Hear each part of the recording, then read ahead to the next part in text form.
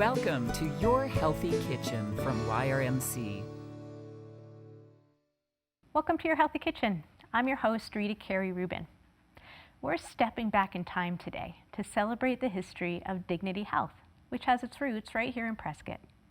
It all started in 1878 when the Sisters of Mercy arrived in Prescott, saw the need for a place to care for the sick, and opened Mercy Hospital. So the sisters served the community from 1898 until 1940, when the hospital unfortunately burned. However, two of the buildings still stand, including the chapel, and those buildings are part of the Prescott College campus. So after the fire, the sisters chose not to rebuild, but continued their work in Phoenix, where they had already established St. Joseph's, the first hospital to open in the valley. So the Sisters of Mercy continued their work today as the sponsoring congregation behind all of Dignity Health, including Dignity Health Yavapai Regional Medical Center. And so the sisters, in a way, have come home, back to provide excellent health care to our modern day community. So if you look back then, apples were some of the staple foods settlers to Prescott ate throughout the year. And we're going to make some delicious apple butter today in Your Healthy Kitchen. But first, let's learn a little about the original Yavapai people from Manuel Lucero IV, Assistant Director of the Museum of Indigenous People. Manuel describes the foodways of the Yavapai in the late 19th and early 20th centuries, when their traditional ways of living, hunting, gathering, and growing drastically changed. Forced to live on reservation land under harsh restrictions, the Yavapai continued to rely on their art, creativity, and ingenuity. They grew gardens of corn, squash, and beans. They harvested native plants and did some hunting too. So please welcome Manuel. So besides the three sisters, corn, beans, and squash, that our Prescott Yavapai people were farming and gardening with at the time, they had other vegetables as well. Today, the Yavapai people are still using their communal gardens and growing tomatoes, which are indigenous to the Americas. They're growing all those good things that we enjoy in our suburban gardens as well. But at the time period we're talking about, not only were they gardening, but they were also gathering. And some of the Yavapai still do. The agave plant was harvested and cultivated to a certain extent. And it was used traditionally with stone knives. And you can see the picture of the agave knives below on the bottom one there. You can still see some residue or resin from the very sweet agave heart, which is roasted. The leaves are processed and dried out and used to make fiber, like for ropes or sandals or things like that. So everything is used in the plants as well as the animals. Hunting was not allowed, so to speak, for the Yavapai people because they're under the watchful eye of the soldiers at Fort Whipple, and they didn't want them to have any weapons. So hunting was still done. They hid what weapons they had. So you did have a little bit of venison or maybe some elk, but typically they would hunt rabbits. And your rabbits made up a good amount of diet, and what was used to hunt those is a rabbit stick. And as you can see, it looks kind of like a boomerang, except this boomerang didn't come back. You threw the stick and you hopefully got the rabbit, and you went over and gathered your stick and the rabbit. And if the soldiers come around looking for them, thinking they had weapons, they would just throw the stick on the ground, and it was just a stick. So they were able to get away with it. Another one of their staple meals for the Yavapai people, and traditionally is still made today, is acorn soup. And that is actually true for a lot of Native people across Indian country. But acorn soup, once you wash the tannins out, it takes most of the bitterness out of it. And during this reservation time, when government commodities were given, if the Indian agent in charge didn't sell off all the beef that they were giving and leave them with little dingy scraps of meat, they would add that beef to their acorns to put a bit of protein in there. And so it was done in that way as well. Also, another thing that got developed from the commodity foods is fry bread. Now, if you've ever been to a festival here in Arizona or a powwow or anything like that, you've had the opportunity and the pleasure to have you a piece of fry bread, maybe on an Indian taco or maybe just plain. but it's made with taking the commodity flour that was given and some baking powder and possibly a little salt if you had it, and you mix it with some water, make a nice dough out of it, and then fry it in some animal fat or oil. And it's quite a delicious treat. My kids like it with sugar and honey. Thank you, Manuel. So, fry bread. It's one of those foods that links past to present-day Prescott, as do the Three Sisters, my favorite Southwestern staples, corn, squash, and beans. So another link, as I said before, to the past are apples. You know, the settlers planted a large variety of trees throughout the region, some of which still live in abandoned orchards sprinkled among our oaks and ponderosa pines. But before we hear about those trees and how one family is working to save the heirloom varieties of apples they bear, let's make some apple butter. So, apple butter is an amazing treat. It's really easy to make. And basically what it is, it's not butter per se, in that it doesn't contain butter or any dairy products. It's simply applesauce that's been cooked down to make a thicker, richer, more flavorful sauce. And you can use any kind of apple, any kind of variety to make your apple butter. And I don't really put any sweetener in mine. So just know if you do use some apples that are a little bit more tart, you may find that you need a little sweetener, but go ahead and make the apple butter and then taste it and then add the sweetener after it's done, just to make sure, because all of those sugars, the spices that you put in the apple butter really do concentrate and sweeten it up. So here's how you do it. It's simple. You start with apples.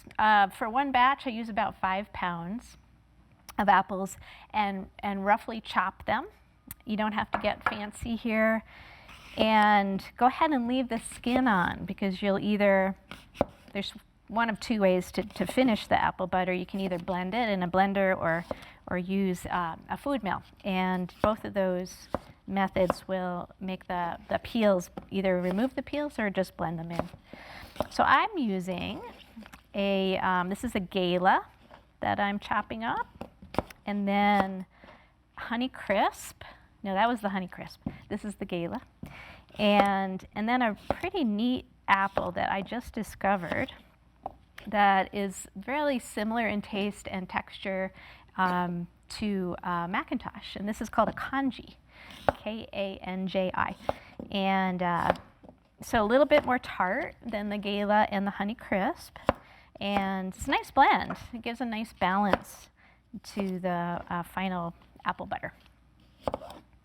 So after you chop up your apples, you're just going to cook them down, a slow cooker. So using that amazing modern day appliance that we have, a crock pot. You could also do this in an Instant Pot or any other slow cooker. And I'm going to put these apples into the crock pot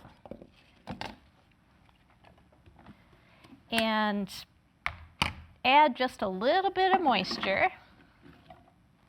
So about a 1/4 cup of water. So a crock pot, a slow cooker, needs moisture to cook.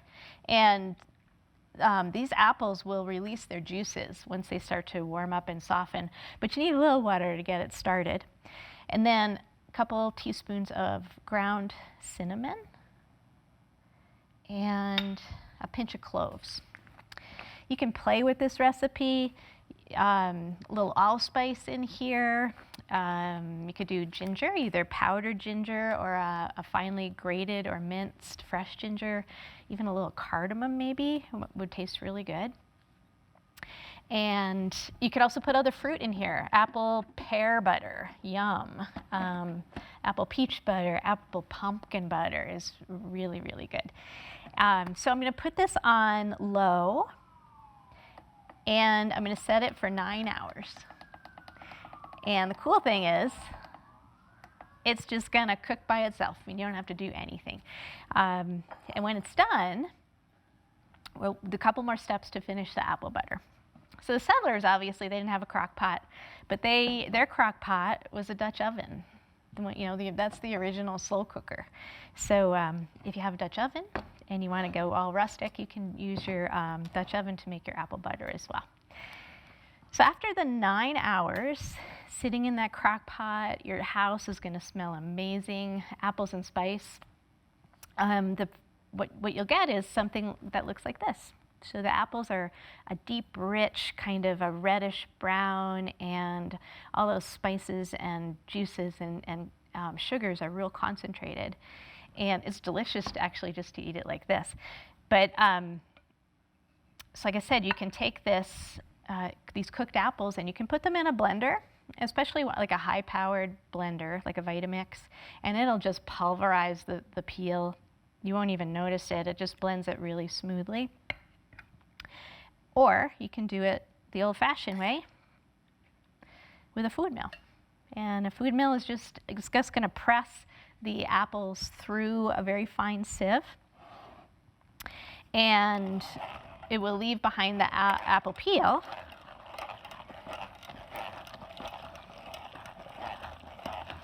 Pretty low tech here. And then once you run all of your apples through, what you'll get is a kind of a thick applesauce. You can eat it just like this. So this is just a more concentrated applesauce.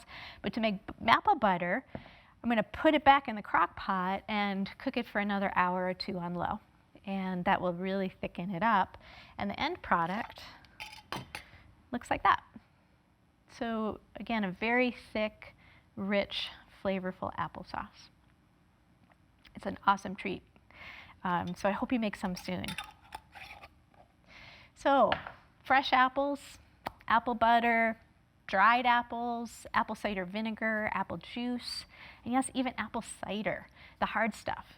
Those are all part of life here in the Arizona territory. And here to tell us more about those very special old orchards and trees is Kanan Routson, founder of Stoic Cider, a company devoted to making unique and delicious small batch hard cider, incorporating heirloom apples found in local old abandoned orchards, and also saving heirloom varieties of apple trees around the world. So welcome, Kanan. Hi, I'm Kanan Routson, and my wife and I live here in Prescott, Arizona, and we are apple researchers. We are also the founders of Stoic Cider, which is a small hard apple cider company based here in Prescott, Arizona. I would like to take this moment to tell you a little bit about the history of apples here in Prescott. Likely the first apples came to the region probably in the late 19th, maybe early 20th centuries, and they would have been brought by the region's first homesteaders, miners, and ranchers. 100 years ago, they did not have the modern transportation or cold storage that we have here today, so you could not go to the grocery store and get fresh apples at any time of year. They would have planted apples for a variety of purposes. Some of this would have been ripening time to ensure fresh fruit throughout the season. Some of this would have been use. People had specific apples that they liked to cook with, apples that held their shape during cooking, apples for sauce, and apples for apple butter. There's also apples that you could use to make hard apple cider that have good tannins and complex flavors. We're here in Schoolhouse Gulch, which is off the White Spar Campground trailhead, and this is an example of an old heritage orchard here in the Prescott, Arizona area. There are a multitude of several different varieties here, including the Shenango strawberry, which is a summer ripening apple. As discussed, will ripen in early summer when there's not much other fruit available. This variety, however, is only good for a couple weeks and then turns soft and mushy. Whereas down farther in the valley, we have Jonathan apple trees, which are an excellent all-purpose apple that ripens mid-fall. This can be used for cooking and cider making and fresh eating. We also have an unknown variety here that's a very late ripening winter cooking apple. And so that would ripen late winter and probably keep well into the spring, giving fresh fruit for the region's homesteaders throughout the season. This is also a terrace slightly above the creek bottom, so there is more water here in this location than there would have been up on the dry hillsides. And yeah, hope you enjoy eating, cooking, and working with apples. If you enjoy all that, you might enjoy drinking in them. Cheers. Thanks, Kanan. You know, while you were talking, I was looking through this very fun cookbook. It's written by Melissa Ruffner Weiner and Budge Ruffner. It's a little bit of a history book and also a cookbook. And there are 3 really yummy apple recipes in here. There's a Dutch oven apple, and so just basically roasted apples that you can do in the oven, a dried apple cake, yum, and then dried fruit sauce using dried apples, dried peaches, prunes, pears, anything that, that you soak and then you cook down into a nice rich sauce. So pretty yummy. So as you can see, the history of early Prescott lives on in many ways today. You know, we continue to grow corn, beans, and squash as the indigenous Yavapai people did and still do. We eat apples similar to those the settlers harvest and enjoy the flavorful foods brought to this area by Americans with diverse heritage and backgrounds, as well as immigrants from China and Mexico. And Dignity Health, Yavapai Regional Medical Center, continues the legacy of the Sisters of Mercy, providing our community with excellent and compassionate health care. So, if you want to learn more about the Museum of Indigenous People, formerly the Smoke-Eye Museum, feel free to call or connect with them on the web. You can also learn more about the early inhabitants of our area and view a gallery of some of the most beautiful items in their collection. And here's how to learn more about Stoic cider and the incredible apple research they've been doing. You can even order a bottle or 2 of their Stoic cider right from their website. You can also buy it locally. And of course, you can always learn more about what we're up to in your Healthy Kitchen by visiting yrmchealthconnect.org. So, until next time, try your hand at putting up some apple butter. It's easy to make and delicious to eat all year round. You know, think a bit about your own family's food history as you spread that apple butter on a nice piece of sourdough toast. That's the best combination ever. So enjoy. We'll see you soon.